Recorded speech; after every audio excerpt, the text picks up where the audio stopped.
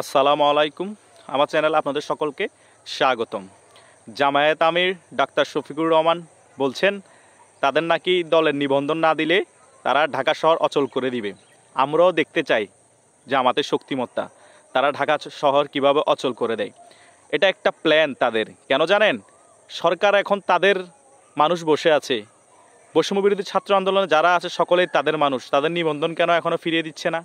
এটার মেইন কারণ হচ্ছে তারা এখন দেশের জনগণকে, বিএনপিকে, আওয়ামী লীগকে তাদের শক্তিমত্তা দেখাতে যাচ্ছে। তো শক্তিমত্তা দেখাতে চাইলে একটা তো ব্যাপার ক্রিয়েট করতে হবে। সে কারণে একটা জিনিস ক্রিয়েট করছে যে নিবন্ধন আমাদের এখনও ফিরিয়ে দিচ্ছে না, সে কারণে আমরা ঢাকা শহর অচল করে দিয়েছি।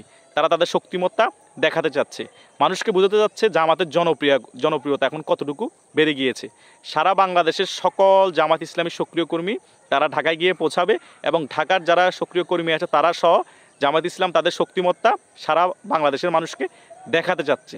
সেই কারণে এই ইস্যুটাকে সামনে নিয়ে এসেছে। আমাদের নিবন্ধন যদি না ফিরিয়ে দেওয়া হয় তাহলে আমরা সম্পূর্ণ ঢাকা শহর অচল করে দিব। তোমাদের বি টিম আছে, বৈষম্য বিরোধী ছাত্র আন্দোলন এবং জাতীয় নাগরিক ঐক্য, এগুলো সবগুলোতে তোমাদের ছাত্র শিবিরের ছেলেরা। তাহলে তোমাদের নিবন্ধনের দরকার কি? ওরা যখন রাজনৈতিক দলটা করবে ওই প্রতীকে তোমরা নির্বাচন করবা, সমস্যা নাই তো। ওই প্রতীকে নির্বাচন করলে এমপি হবা, তো প্রবলেম কোথায়?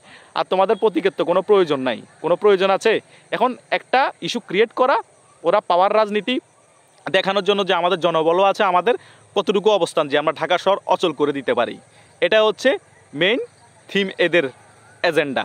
আরেকটা ব্যাপার হচ্ছে তারা যদি নির্বাচনের মধ্যে অংশগ্রহণ নাই করতে পারে, তারা তাহলে সকল বিষয়ে তো নাক গলাচ্ছে কেন? তাদের তো নিবন্ধনই নেই। তারা ভালো করেই জানে তাদের নিবন্ধন নির্বাচনের আগে ফিরিয়ে দিবে, তারা আন্দোলন করলেও দিবে, ঢাকা শহর অচল করে দিলেও দিবে। আর যদি নাও দেয় কোনো সমস্যা নেই, তাদের তো রাজনৈতিক দল পৃষ্ঠপোষকতা ডক্টর ইউনূসের হয়ে যাচ্ছে, সে রাজনৈতিক দলের সাথে তারা থাকলে কোনো প্রবলেম নাই। তারা ওই ছাত্রদের জনগণ যারা পছন্দ করে ওই ভোটগুলো পাবে, আবার জামাত শিবিরের যেসব ভোট আছে, জামাত ইসলামীর গণা ভোটগুলো তারা পাবে। তারা এখন দুইটা পার্ট রেখেছে। এই টিম হচ্ছে জামায়াত ইসলামী, বি টিম রাখছে বৈষম্য বিরোধী ছাত্র আন্দোলন, নাগরিক ঐক্য। এগুলোকে এরা ঘুরি ফিরিয়ে হচ্ছে যে একটা দলের সদস্য, একটা দলের এজেন্ডা হিসেবে কাজ করে, জনগণকে জাস্ট আই ওয়াশ করতেছে। তারা প্রভাব বিস্তার যদি এত দেখাতে হয়, সমর্থন আছে এত কিছু যদি দেখাতে হয়, তাহলে তাদের সকল ক্যাম্পাসে যারা পদ পদবিতে আছে, সকল ইউনিয়ন পর্যায়ে, ওয়ার্ড পর্যায়ে, মহানগর পর্যায়ে, উপজেলা পর্যায়ে যারা পদ পদবিতে আছে, জেলা পর্যায়ে, সকল কিছু উন্মোচন করে দেখ, সকল কিছু নেটের মধ্যে ভাইরাল করে সকলকে দেখিয়ে দেখ যে তারাই এই পদে আছে। কার রাজনীতি করে, কি পদে আছে কিছুই বুঝতে পারি না। শুধু বৈষম্য বিরোধী ছাত্র আন্দোলন, জাতীয় নাগরিক ঐক্য দেখি। তাদের নেতা কর্মীরা কোথায়? তারা এত বড় বড় হুঙ্কার দিচ্ছে, তাদের নেতা কর্মীরা কোথায়? তারা আবারও গোপনভাবে কতক্ষণ বৈষম্য বিরোধী ছাত্র আন্দোলন লুঙ্গির তলে, কতক্ষণ ছাত্র দলের লুঙ্গির নিচে, কতক্ষণ ছাত্রলীগের লুঙ্গির নিচে। এগুলোকে রাজনীতি বলে? এগুলো তো মুনাফিকি বলে। মুনাফিকি বাদ দিয়ে আপনারা শক্তি প্রদর্শন করেন, ঢাকা শহর অচল করে দেন। নিবন্ধন বাতিলে কেন করেছে? নিবন্ধন ফিরিয়ে দেওয়ার জন্য আন্দোলন করেন, কোনো সমস্যা নেই, ওপেনভাবে করেন, গোপনে করিয়েন না। গোপনের রাজনীতি পরকীয়ার মতো, পরকীয়া ভালো জিনিস না।